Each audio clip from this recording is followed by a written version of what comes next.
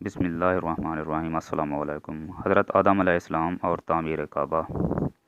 حضرت آدم علیہ السلام بہشت سے زمین پر تشریف لائے تو بارگاہ الہی میں عرض کیا کہ خدایا، میں یہاں نہ تو ملائکہ کی تسبیح و تکبیر سن سکتا ہوں اور نہ کوئی عبادت گاہ دیکھتا ہوں جیسا آسمان میں بیت المعمور دیکھتا تھا جس کے ارد گرد ملائکہ طواف کرتے تھے۔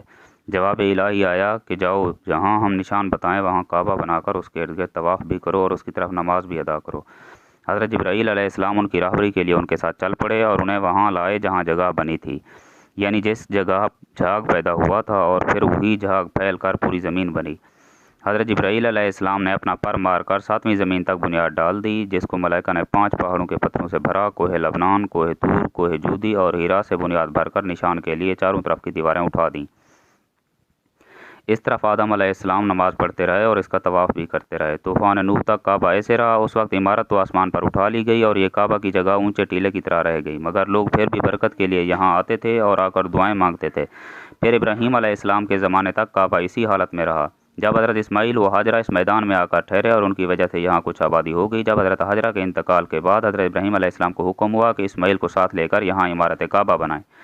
اس کی نشانی اس طرح فرمائی گئی کہ ایک بادل کا ٹکڑا بھیجا گیا تاکہ اس کے سایہ سے کعبہ کی حد مقرر کر لی جائے۔ حضرت جبرائیل علیہ السلام نے اس سایہ کی مقدار خط کھینچا اور ابراہیم علیہ السلام نے اس خط پر زمین یہاں تک کھودی کہ بنیاد آدم نمودار ہو گئی اور اس بنیاد پر عمارت بنائی۔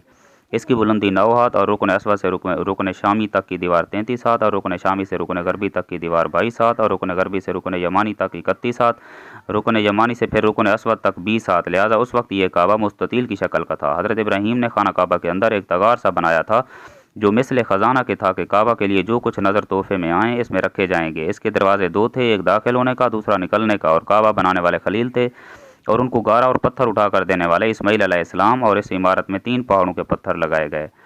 حضرت ابراہیم علیہ السلام سے پہلے کسی نے یہاں عمارت نہ بنائی تھی، مگر آپ کے بعد کئی دفعہ اس کی تعمیر و مرمت ہوئی اور اس میں حالات کی وجہ سے کچھ تبدیلیاں بھی ہوئیں۔